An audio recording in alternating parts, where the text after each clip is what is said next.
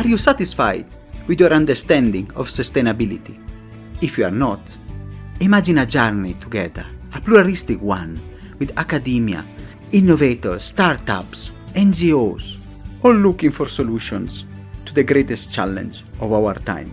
My name is Samuele Tini, and this is the Sustainability Journey. Welcome to another episode. And today, how I can introduce somebody with so many titles and a change maker that is really, disruption personified. Somebody that's really worth is also being granted. He's awarded UN Champion of the Art.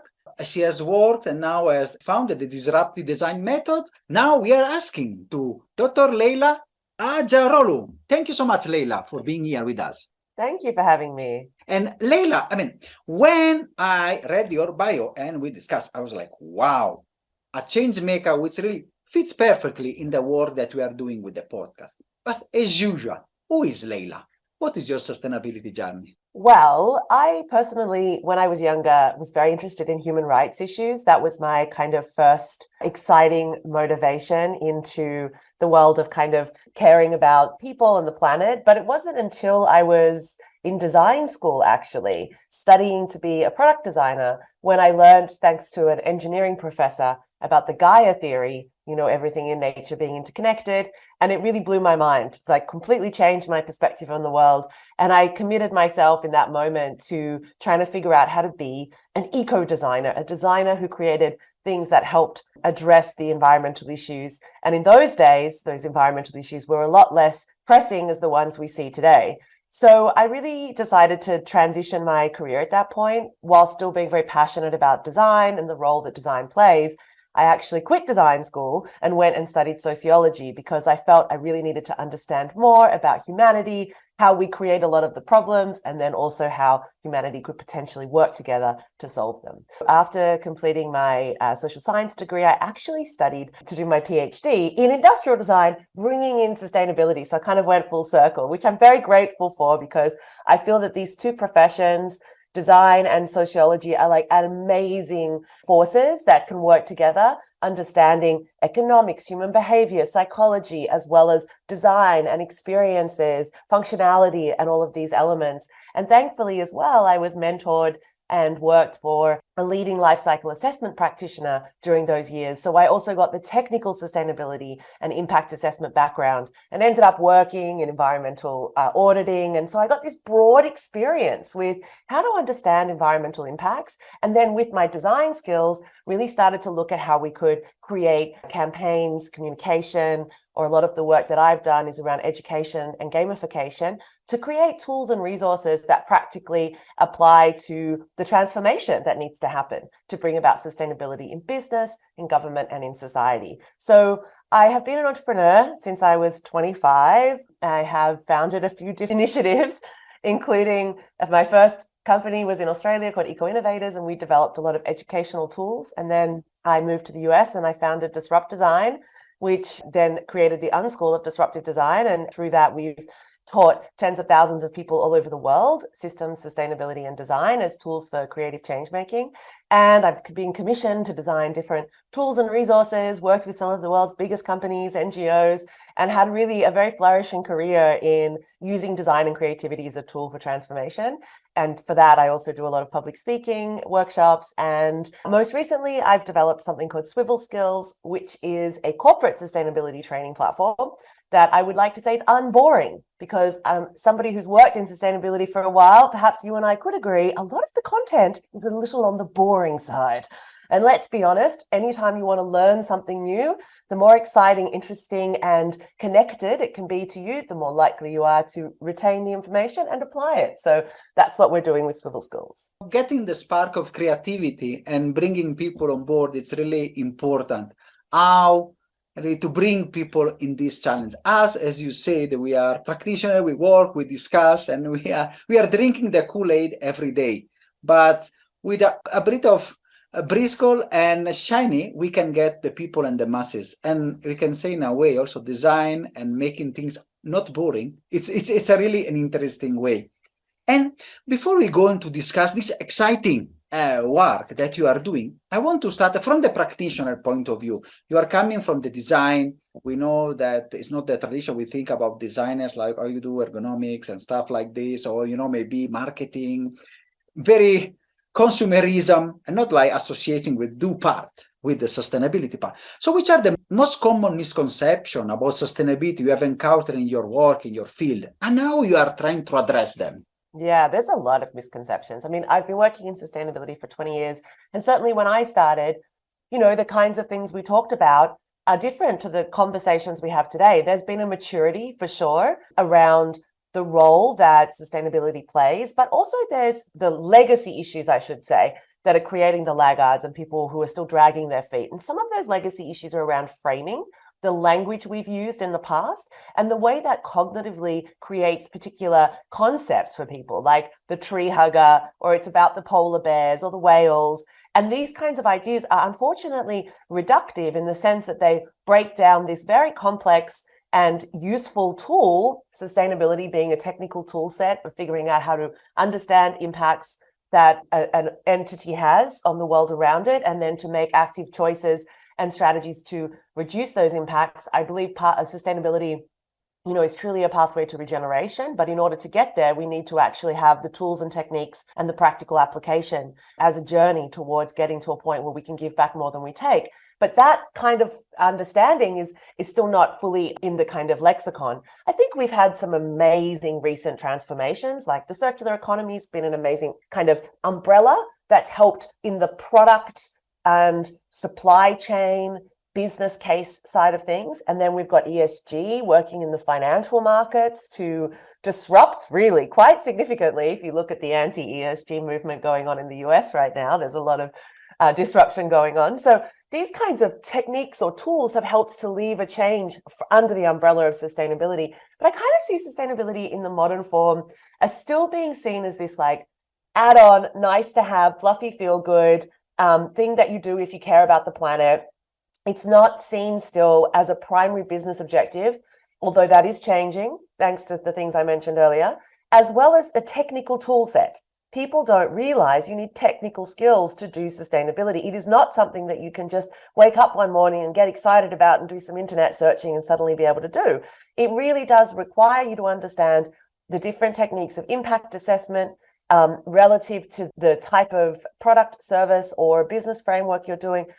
There's a whole series of now legal obligations depending on where you are in the world, what you're doing. And so companies who are adopting sustainability as part of their organizational change are really having to learn quite quickly that they need to hire and have the appropriate skilled people in order to ensure that they're not only complying with what's required of them, but they're also leading through sustainability. Because I've long promoted, and I still fully believe, sustainability is an incredible innovation opportunity because it's about parameters. And throughout all of human history, understanding parameters, the limits that are available to us, are the things that have actually driven us to create new ways of doing and being in the world. And so that innovation opportunity can be tapped and to really used as a driver for business development. And especially when done within the framework of a circular economy, we've really got some amazing startups and even legacy companies doing some pretty incredible things would not have been thought of even possible 10, 15 years ago. I guess to summarize my thoughts, so the framing is an issue. We need to stop using these old terminologies and ideas. We need to reprogram the way we understand sustainability. It's an innovation opportunity. It's a core to business decision making. It's about living within the means of the planet. It's not about sustaining the status quo, as some would say. And for sure, it's a pathway to regeneration. However, regeneration itself is completely undefined, as we state, within a Western ideology, and certainly within the unfortunate reality of still being in a colonialist mindset in most Western countries. We have to really kind of deconstruct that and learn from First Nations around the world how to live within the means of the planet and respect that wholly in the decisions we make when it comes to regeneration. And thank you so much, Leyla. A very interesting, I really like a lot of points that you have discussed. Really, the concept of sustainability, like pushing towards the frontier of innovation and the work, and a wonderful opportunity. And also the way that we discuss with other guests, especially the indigenous way on how to live with the people, and especially some episode that we had before on how to bring conservation and regeneration in a way that is bounded also with the culture and the practices that's been there even ancestrally with some of the people. a point on that is that if you actually look at kind of a lot of the root causes of the modern environmental and social crises, it is directly linked to the colonization mindset. You know, I'm from Australia. 250 odd years ago, it was colonized. The indigenous population, the 500 different language groups and cultures of the First Nations Australians lived up to 120,000 years sustainably on the land. And I think that the knowledge and the respect that needs to happen is just burgeoning right now. And so certainly in Europe, where I also live and work, there's not a lot of understanding the same way as countries that have had and still have strong Indigenous and First Nations populations. And I think that this is a really important conversation to be had separately within the broader sustainability community of how we can kind of decolonize, for lack of a better term, our own approaches and learn collaboratively with those communities that have very much embedded in their DNA, their psychology and their worldview, how to work within the natural systems, but not do it in a piecemeal or, you know, inequitable way, but to really bring the voices, the minds, the creatives, and the leaders from these communities to the forefront so that they can share and help to rebuild sustainability in all of its different facets into a more regenerative and holistic approach. And I really hope that we can build that in the coming years, and personally something I'm very passionate about. You know, I think the capitalism and the system that it for 200 years has roamed the world, of course, in a way, has solved a lot of problems, but has created with the extractive mentality that is going on everywhere, and then it really created all the problem. And some of this problem of this extractive colonial mentality you are trying to address with your ideas and work. One of the ideas, I mean, that really found it very interesting, the disruptive design method. Can you give a brief overview? What is it? What are you trying to achieve? In my personal journey of learning about sustainability and how it works, I uncovered a well-known academic and historical tool called systems thinking, which totally just blew my mind at the time. I was like, of course everything's interconnected. And as a person who wants to solve problems, which is what designers are taught to do, break problems down to rebuild them in different ways, understanding systems thinking was like a complete game changer for me, because rather than starting with the parts, you actually start with the whole, which is very connected to design. And by understanding how to intervene in systems, as was presented by Danilo Meadows, you really get a transformative approach to disruption or intentionally changing a system to create a different outcome, which is how I see disruption. So in the years of teaching and experimenting, I kind of formulated this approach called the disruptive design method, which actually has a pretty strong methodology of 12 different kind of concepts that have drawn from sociology and design.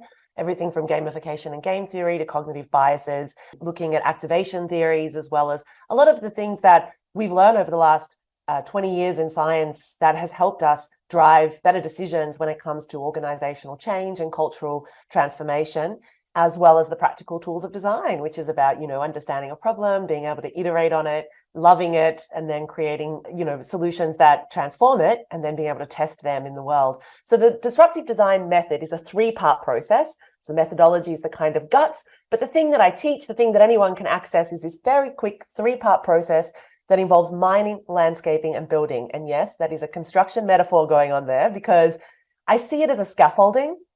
Like when you're building a building, you need this exoskeleton to hold up the initial structure so that you can build the interior. And then once the building's solid, you take that exoskeleton, that scaffolding off, and you've got this building, right? It's a very similar concept. So what we do in the disruptive design method is we first mine a problem. That's where we learn to love it rather than try to solve it or lay blame. And it's in this stage that we are deeply exploring the underlying issues, like in the iceberg model, which I'm sure many listeners are familiar with. Rather than the tip of the iceberg, you have to dive under the waterline to see what's holding it up. And that's really the mining phase. So we go ferreting for parts and pieces. We do research. We understand the complexities of the problem, but all from a systems perspective. Then we take those parts and we put them together in a systems map in the landscaping phase, which is like where you get that bird's eye view, 50,000 foot perspective of the whole system at play. There, we identify areas of intervention, and those areas of intervention should be within your sphere of influence and agency.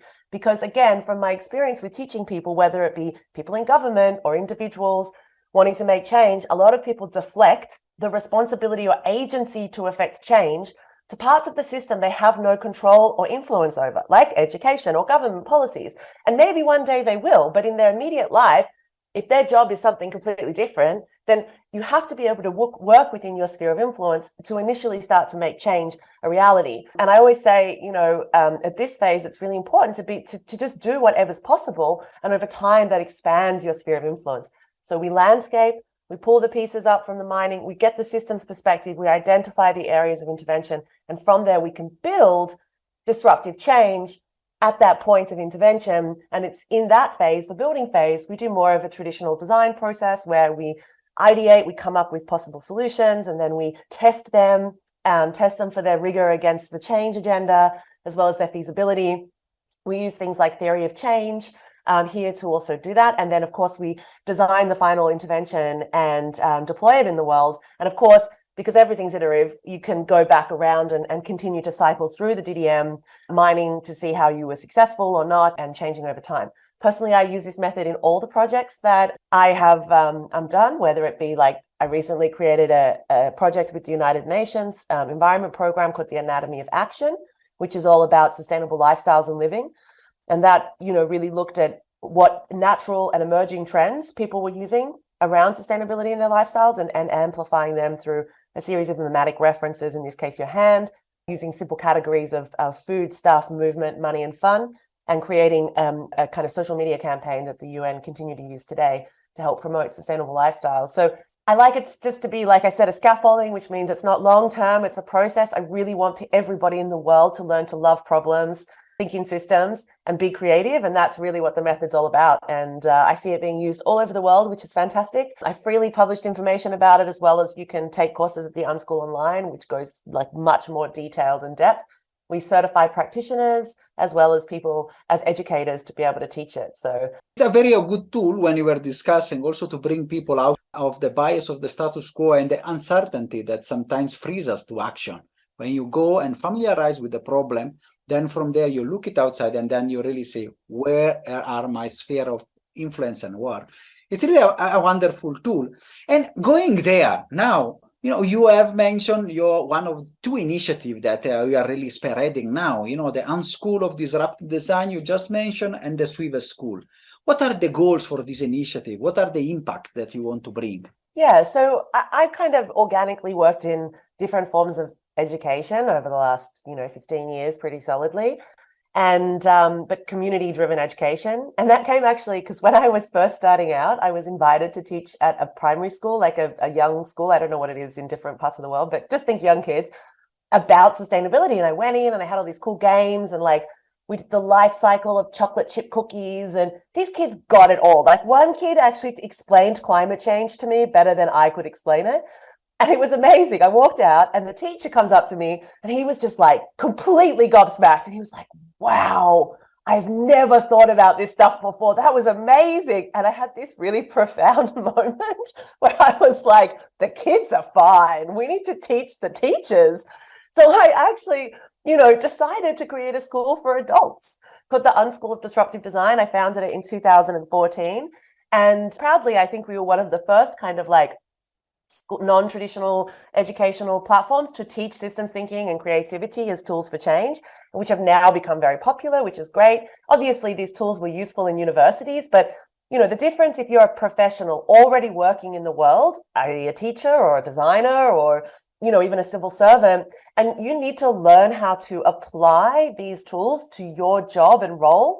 Going back to university is kind of pretty impractical, really. So I wanted to create a really applied learning experience. And so in the beginning, we actually ran these really amazing, immersive, interactive educational experiences that went for 1 week, these fellowships. We ran them all over the world, from New York to Sao Paulo, Mexico City, Mumbai, Kuching, San Francisco. And we would take 20 people on this really incredible journey around how to activate change. And unfortunately, we had to stop doing that because of COVID. And we haven't picked that up again, because since then, it's been 8 years. We have a very robust online education platform that called the Unschools Online, which we fortunately had already set up before COVID. And so we just transitioned to having learners go there, which is great. And in that experience of running this online education platform, having tens of thousands of students in there, I got really inspired to create something specific for the corporate environment.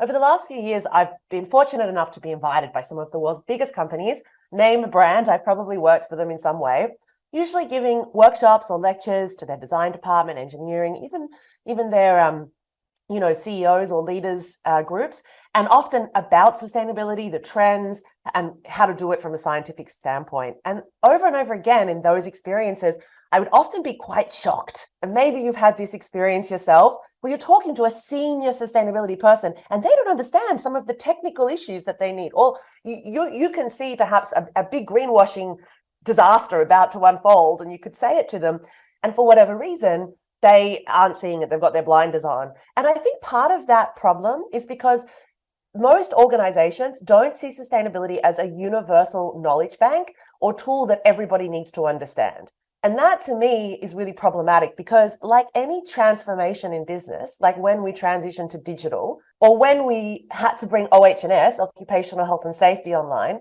the entire company had to be educated in this. It doesn't work to have one small group of digital experts or OH&S experts and then everybody else to not even know what OH&S means or how to use a keyboard. That doesn't work. So sustainability in a corporate setting is very similar. Understanding the regulatory requirements, whether that be the new CSRD and ESG taxonomy frameworks in Europe, or even understanding just what an impact assessment is and how to perform it. Product environmental impact assessments and product declarations through life cycle assessment.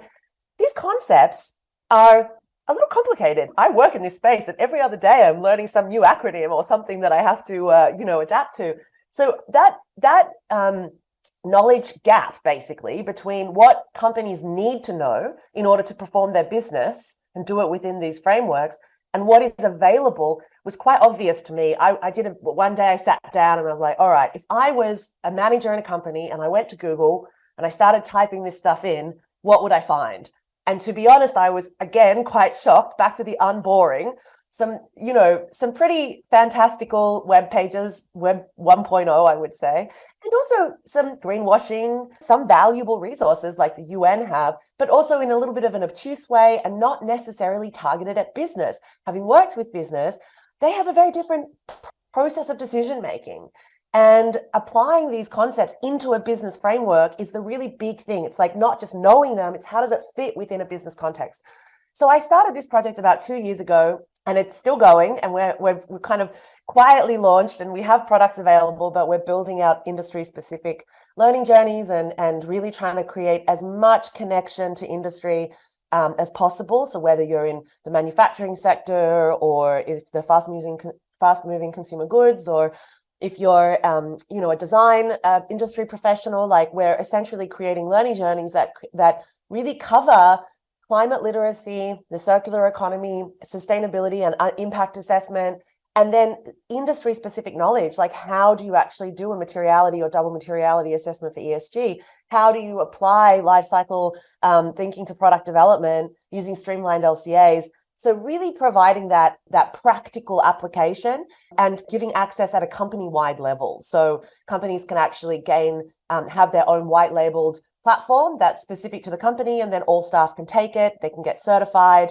and really my model is the OH&S movement. I just looked at exactly how that happened, how we went from having no safety requirements in businesses to essentially nearly every company in the world having to train people and report and make sure that you have a safe working environment, because I think it's a very similar transformation that's underway. So that's Swivel Skills. When I was listening to you, my mind was like, wow, that is really something that is coming up also in the world. Sometimes the word sustainability is the nice to have, is the nice and fine department not attached with the business where we do the good things. But really what you see everybody should bring on board, and it brings a lot of change, and organizational change in the way you reward people, in the way you discuss. So everybody in the company should be there. And what happened also with the safety standards, it has become one part of the work also of the bread and butter of the companies. What I really liked, it is the practitioner part, something that the businesses, when you go online and you read about tipping point in science, maybe sometimes somebody in the business cannot read a big article on science or maybe other academic, but it really needs something down. And I want to ask this to you. Which are the toolkits that you have developed and the experience that you have developed? How they can help the people, break away with this status quo, especially in company? aside from these kind of educational platforms and experiences, I've long been quite obsessed with designing gamified things. So I've designed different games, like literal card games, one called the Design Play Cards, another one called Designer Size, which was about breaking biases around creativity and encouraging people to think literally outside of the box. And for me, these types of things are really useful because we know from the science that people learn more when they're having fun. That's one thing. But also people love challenge. Challenge is a really good motivator. And most people are rewarded by extrinsic motivators like getting approval from your peers or winning something. So these are great tools or techniques to rapidly engage people with new concepts or ideas. And we know that this has become quite successful in industry and business with gamification, in apps and all sorts of things like that. But from a kind of teaching sustainability or engaging people with thinking differently, I find that if I've got a room full of CEOs or important people, I can actually bust through a lot of their, let's say, negativity bias or resistance to, say, learning about climate change by just a really well-placed challenge that helps them break out of their own siloed thinking and start to shift perspective on the problem that's in front of them. For me personally, like, I love teaching this way, but the idea of making these toolkits is that other people can apply these approaches. And I was inspired by successful games like, you know, Cards Against Humanity, which was really popular a decade ago, and just how that became like a cultural phenomenon. And I was thinking, well, that's a really great way for one person to create a little provocation and hopefully make change. And certainly I've seen that with a lot of the tools that we've created over the years. But I do think that toolkits in general are becoming more and more fashionable. So you see a lot of tools and toolkits available, and playbooks, I think, is another term that is used. But for me, I think the fundamental thing is about fun. Make it fun because people are more likely to learn it, but also, and it's just more enjoyable. Dopamine's a great reward motivator. But also, I think the other thing you mentioned about, you know, this kind of siloed or companies often having their sustainability team or their green team, those people are the people who would come to the unschool.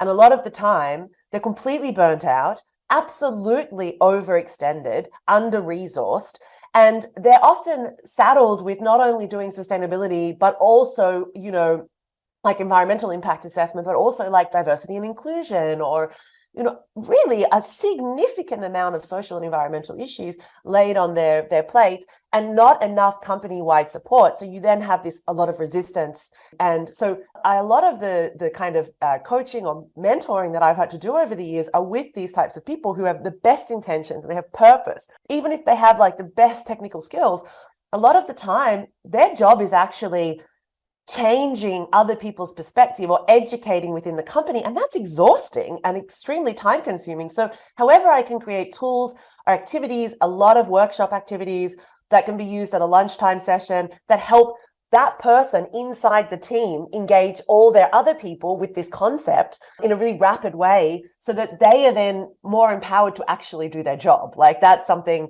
early on. Thankfully, in the last few years, we've seen a lot more integration. So we've got chief sustainability officers, and the role of sustainability has started to really elevate within the company. So we're seeing that less and less now. But I think that that's why the kind of skills training or literacy training of like the majority of the workers in the company is a really big next step. Because if people don't understand the acronyms, or for example, what the difference between a science-based target or a net zero target is, then you're going to have a lot of slow adaptation, possibly even resistance, or in the worst case, you have accidental greenwashing or non-compliance to legislative frameworks. So, you know, I think combined, there's a really big push right now for there to be this kind of inside-out transformation.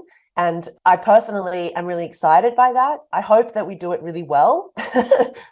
have mistakes of the past. You know, the 90s, we had a really big push for environmental stuff, and it was kind of like a backlash after a lot of greenwashing cases. But thankfully, a lot of countries are now implementing anti-greenwashing legislation and really robust frameworks for reporting on environmental standards. And again, like, those of you listening are thinking, wow, there's a lot there. And I agree. Like, even myself in preparing the content for Swivel Skills, I'm constantly having to decipher what pieces of information are relevant, and some pieces of information are relevant as of now, 2023, but in 12 months they might not be, because it's such an emergent space Do you know what I mean? Like there are new ideas coming up and new provocations. There are new frameworks being discussed. So it is a really emergent market, and that, of course, then makes it exciting, but a little complicated and confusing. So the more fun, interesting, engaging, and exciting, the more tools and resources, the better for it we all are. It's really interesting, Leyla, when the discussion you are having, because that is where we need to work. But you say the inside out from the companies, but also we see the role of policymakers, government, and the global leaders.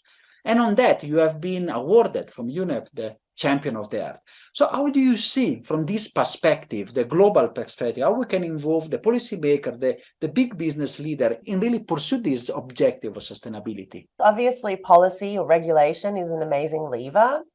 I also think taxation, financial mechanisms are really useful at both the consumer and the producer level. I think that we are in a stage of not knowing 100% what's going to get the best outcome. I think because a lot of the previous policy decisions made, so in the past we had, the WE directive and the ROS directive in Europe, and they had certain degrees of benefit, but we still have a significant issue with electronic waste, for example, and the WE directive didn't really solve that in the most effective way. So we're learning about the policy implements, what policy instruments work and what policy instruments can have unintended consequences, like the biodiesel legislation in Europe that really did backfire and contribute to a world food crisis in 2011. So I think that it's really interesting to look at policy as like this amazing tool that can be extremely powerful and perhaps also a little detrimental. I'm personally of the field of thought where it's better to use a carrot than a stick. Sticks are, perhaps necessary in very, very clear-cut cases, like when we know we have extremely hazardous materials that are very toxic and dangerous, or you have unscrupulous players doing really illegitimate things in the market. But that most times agents in a system will always work towards what is rewarding versus what is punishment. I do think that in the way of having guidelines and having recommendations and best practices, whilst they are softer policy intervention tools, I do think in a lot of cases they're quite effective, especially if they've got year-on-year improvement, because sometimes policies can actually work as a kind of lowest common denominator factor. Like if you set a rule up and then people only perform to that rule, we need rules to actually drive innovation and transformation. So I think that there's a way to do that, and in each sector, and whether it be addressing circular economy initiatives, waste, managing waste, or promoting climate tech solutions, right? Like there's so many sectors that need to have regulation.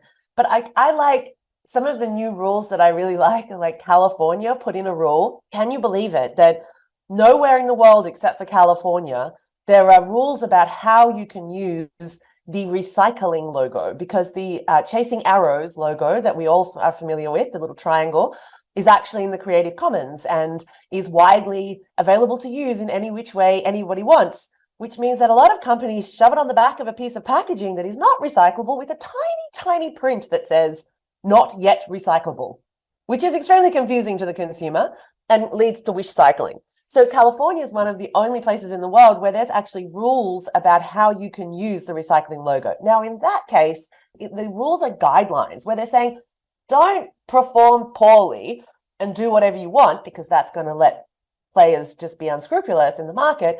Here are the guidelines in which you have to use this. And so in those cases, I think that that's really effective at driving change and transformation. So I think that generally policies are useful tools. They should be done, as I said, more carrot than stick, although stick's sometimes useful. I think that UN level interventions around the plastics treaties, the oceans treaties, the biodiversity guidelines, the COPs, these are all providing the important motivation at a multilateral level for a universal agreement, therefore a commitment, and these are important mechanisms. But on a day-to-day level, like how a local government or a federal government put in rules that support sustainability, I think it's a really fine line between being effective or creating opportunities for people to skirt the rules. And I think waste is one of those big issue areas that needs to be done very, very cautiously, because done inappropriately, you just encourage people to return to burning their trash in their backyard because it's cheaper than paying landfill levies, which we see right now in many countries. So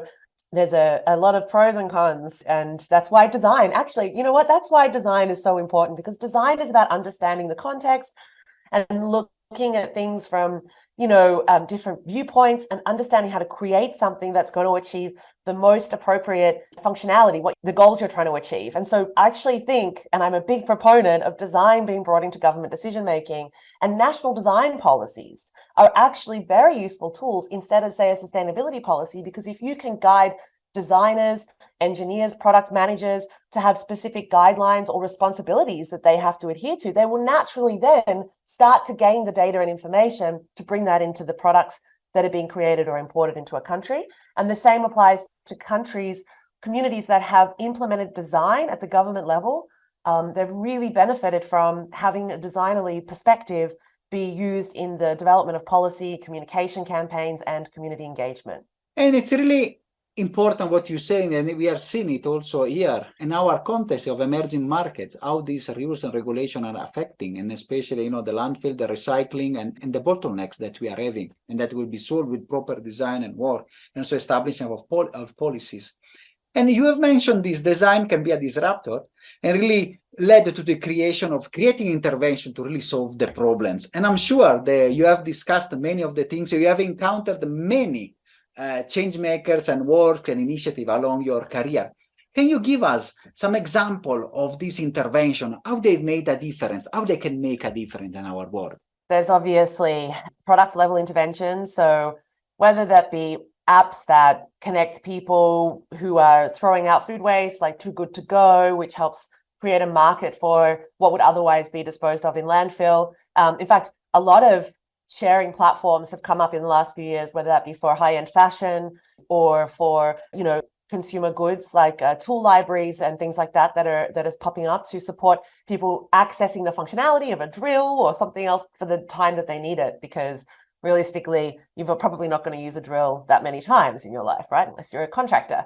So we're seeing a lot of those types of design-led, experience-led interventions that are connecting people and helping people reduce their material consumption. One of the interventions I love is from Taiwan, where the waste management system is dealt with quite differently to most other countries. And that is where, instead of you putting your trash in a bag in a bin and someone comes in the middle of the night and takes it, you actually have to take it out yourself. The truck comes past playing a musical tune like an ice cream truck.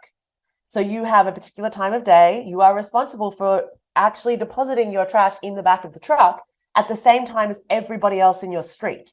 So what happens is it actually creates a social condition where people are visually being seen by their neighbors and what they're doing, and so therefore you're increasing a particular type of normalized behavior, and then you're paying for the type of trash, whether it be organic waste, recyclables, or landfill. The specific bag has to be purchased at a certain price. So this is a kind of different way of dealing with waste and using social conditions to design a different experience.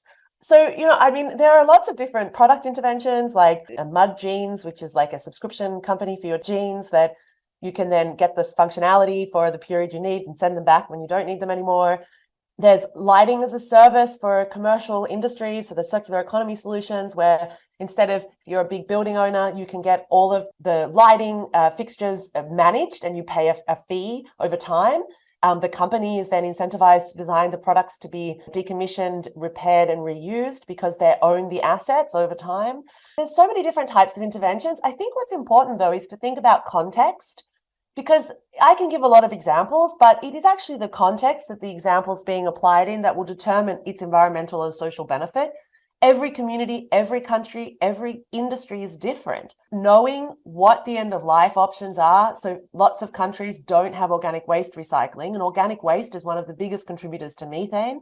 It is a travesty that we still throw, our food scraps into landfill, because it creates a huge climate change contribution, toxic leachates, and it's a lost resource because our soils, we need phosphorus, we need those minerals. So for me, I think things like micro and macro biodigesters are really important, like technical interventions to communities so that we can reduce organic waste, create methane, and that can be tapped and used as a power source. So in emerging economies, you still have like these really cool biogas bladders, right, that people put their cow dung in or their And in the past, burning cow dung was really toxic and dangerous for people, as we know, but put in a bladder, controlled, you can actually create the energy outcomes you need and reduce that issue. Whilst, of course, there's still methane in it being burnt off, you've actually displaced one fossil fuel for a, renewable source. So, just the scale, the context, the thing you're trying to solve. But that's why, as well, any of these examples, they have to be understood in the context of like the full system's impacts. And some perceived solutions can actually cause bigger problems. And that's why, I'm a big proponent of using assessment and life cycle thinking as tools in decision making and validation, especially at a product level, because we then know the whole system impacts. And we also learn, like, how many times does this thing have to be used in order for us to gain back its environmental footprint? And those pieces of data are really valuable in validating bigger scale transformation. So, the reuse movement is critical to sustainability in eliminating waste. Single use is like a travesty. I have a TED talk and I speak from 10 years ago, and I speak about plastic versus paper based on life cycle data. And, for me, the plastics industry itself is not a terrible industry. Plastic is an amazing material that can be used for very long periods of time. It's extremely durable. Of course, there are many negative side effects with certain types of plastics and chemical residue, etc. But the worst thing in the world is to take a very high value, infinitely, indestructible material and make single-use stuff out of it. Like, it's just so dumb. It's like, and I think that this is like, in the past, we killed 26 million elephants in the early days of colonization so rich people could have billiard balls and, butter knives made out of ivory. And now we're dealing with the consequences of those decisions. And I think it's very similar. It's just like, just because we can doesn't mean we should. That learning means that doesn't mean that the plastics industry needs to disappear. It needs to transform into producing products, not pellets. Right now, most of the revenue for a plastics industry is to sell pellets to producers who then make plastic water bottles or whatever, and then take zero responsibility for them ending up in the oceans, okay?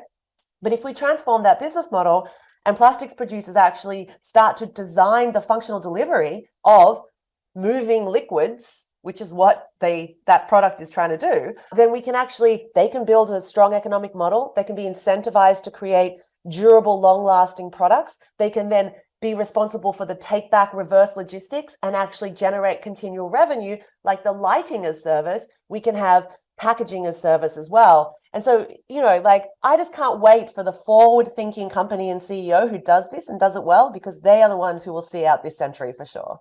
And thank you so much, Leyla, for these really instructive examples and work. Some of them I didn't touch the work I'm doing during my day job, and the work that we are trying to do with communities that have really an impact also beyond just the climate, but also the gender and the disruption of traditional roles. I know we will discuss a lot with you, but we are going to the close. And of course, some of the idea you have mentioned, somebody from the audience will say, yes, okay, very nice. Maybe I will go and check, and we'll put in the links, the schools and the Unschool for Disrupting Design. But Leyla, you are a change maker. You are discussing with a lot. As we are in the business, what we can do? Which are some tips that you can give to our broad audience that they want to start working on this? It's funny, I get asked this a lot. And my first response is usually the least popular, which is you can dramatically reduce your meat consumption, because meat is one of the biggest personal impact areas that an individual has, not just because of the fact that 97% of meat is produced in factory farms. Factory farms have effluent runoff that contributes to dead zones, and also it's kind of torturous for the poor animals. But because a large percentage of our factory farmed meat products, chickens, beef, pork, etc., is actually fed on soy products that are farmed in high fertile areas like the lungs of the planet, the Amazon. So the biggest driver of destruction of natural habitat and forest is actually the production of cheap grains to feed the cattle industry. So it is a really big personal impact area. And I'm not saying all listeners have to become vegan or vegetarian. In fact, I don't recommend a quick transformation. You might really have an unhappy experience. I definitely think it's about quality over quantity.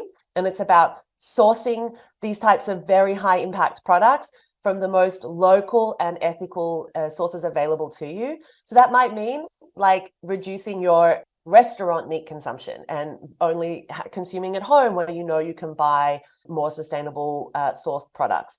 And these things have an impact. I know it sounds like one person making this decision, but I tell you right now, the big meat industry is petrified of the shift in the food consumption practices of most people in Western countries, because non-meat based products are becoming extremely popular, like a 3,000% increase in the UK retail market, for example. And we know that things like plant-based milks have been really successful at helping to reduce the impact of the dairy industry. So it's not to say that these industries shouldn't exist, it's that they do need to change, and that's the at-scale model that's having the big impact. So it's not that they should completely disappear, it's that they need to transform in relation to consumer choice. And if we all demand more ethical and sustainable versions of meat, poultry products, then that will start to happen. The next one is definitely your organic waste. So however you can avoid sending that to landfill. I mean, a lot of emerging economies still have really fantastic organic waste collection, Mexico and other places. And of course, more established economies are bringing this in. But it is a really, really important part of our personal footprint. And so if that means having a home worm farm or composting or using a community-driven system, but getting organic material out of landfill is a second big one. And then the third one I would say is, wherever you can, reduce the demand that you have for new things. Now, I know our economy is based on, production and consumption and GDP, but it is a really big driver of unsustainability is the constant perpetual creation of new things. So if you can buy secondhand, whether it be fashion items or technology, and especially if you can repair and redeploy products into the market too, so that doesn't apply just to what you buy, but also if you have something useful that you're not using, can you resell it in a way that means that somebody else gets that value?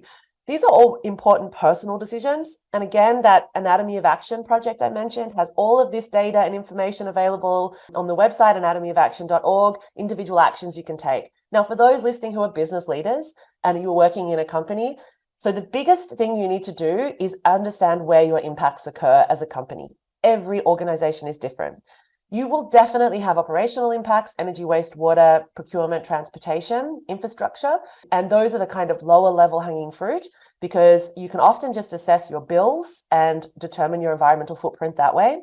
But moving on to your products. So every company provides products and services. Even if you're a digital based company, you will have a significant environmental contribution through the servers that you're using and through the amount of data that you're storing, etc. Digital footprinting has now become a big part of a sustainability and climate action for companies. So you need to basically understand where the impacts are occurring in the products you produce and in your supply chain. Life cycle thinking is a very useful tool for this, as well as supply chain mapping.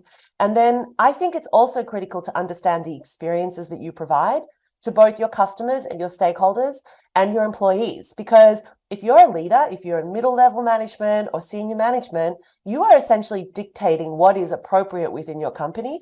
And so the best way to set standards or goals is to have really good aspirational policies that support your team members adhering to the same goals. And I find that the best way to develop policies is to actually collaboratively create them with your team so that they then feel some ownership over it. So this is environmental policies, diversity and inclusion policies, ethical supply chain policies, and these are great mechanisms to help your transformation underway. I actually just wrote an entire guidebook on this for managers called Swivel to Sustainability. You can grab it from my website, and because the points that you're asking me, I get asked a lot. So I thought I would capture them for managers and decision makers in a text format so that I can save my jaw from selling these things over and over again. And thank you so much, Leyla. It's really interesting, as the Latin say, repetita juvant, but at least with something written, we can have also something that will remain also. It's like a reflection tool, to think through, here are the 18 areas of impact. Where's mine? What can I do about it? Oh, how do you do a waste audit?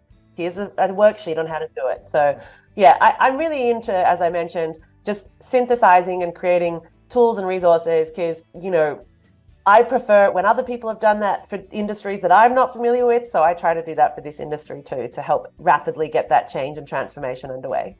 Perfect. And you will find the links in the description of the episode. Thank you so much, Leyla, for your wonderful episode. It's been a pleasure hosting you. Are you satisfied after this wonderful episode? Let's continue together our sustainability journey.